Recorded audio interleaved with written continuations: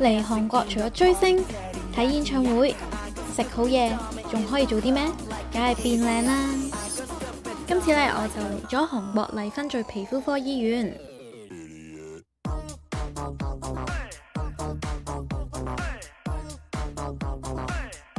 咁今次呢，我就係嚟到明洞國際旗艦店嘅分店啦。佢係全亞洲最大規模嘅皮膚科醫院。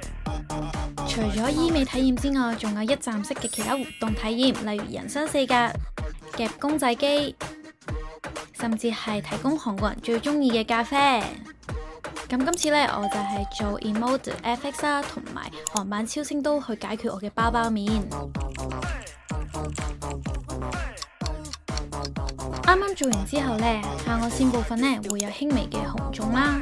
推薦麗芬聚原因係因為佢哋都係統一定價。